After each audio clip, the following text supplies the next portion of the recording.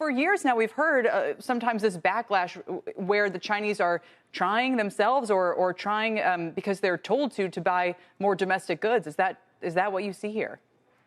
Well, happy Chinese New Year, Kelly. It's great to see you. I'm wearing red to get rid of the evil spirits in a traditional Chinese custom. And there have been a lot of tough times for China economically. You saw during the Chinese New Year period, which just ends today, New Year's bonuses were quite low. A lot of companies that we interviewed were only giving 1 month as an annual bonus versus 2.5 months last year. So the economy and consumer confidence is continuing to decline. And what does that mean? The D word, deflation. So while you and Brian were talking about rising housing prices, rising insurance prices, and eggs in the United States, here we're facing deflation. So Chinese consumers are cutting back. They are buying Chinese brands right now, not because they're being told to by the government, but because they're patriotic, just like the Canadians are buying Canadian to offset the Trump tariffs, and also because Chinese brands are cheaper and just better right now. So I use a Xiaomi phone because it's about 30% cheaper than Apple.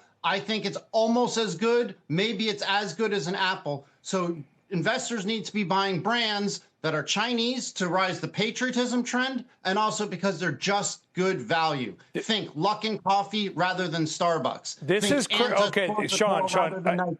First off, this is why we have you on. This is exactly what we want to talk about, and I know it's like 3 in the morning there. So thank you very much for either waking up or staying up. What you just said is critical, and we kind of touched on it yesterday. And this is not about beauty or cosmetics. It's about cars, about General Motors, Apple, Boeing, Ford, whatever it may be. How much pressure, even sort of subconscious pressure, is there when we see sort of this trade war fight between China and the U.S. go on to say, to your point, we're going to buy China-made products? How much do you think Chinese consumers feel that indirect pressure? That's a great question, Brian. It's huge pressure because we've been dealing with the trade war for 7 full years. So the sword of Damocles has been hanging over the Chinese economy. That's why real estate prices have dropped about 30%. Unemployment for Chinese youth is around 16%. The number of marriages in 2024 dropped about 20%. Nobody wants to have babies. Everybody's scared of the U.S.-China geopolitics. Now, with Biden, it was constant tariffs, constant sanctions, constant export controls. There is actually a feeling of green shoots in the last 2 weeks, Brian, because the Chinese tend to prefer Trump over Biden and prefer him over Harris. They feel that Trump is transactional in nature, and they might be able to make a deal. Let's go to the last segment you and Kelly just had.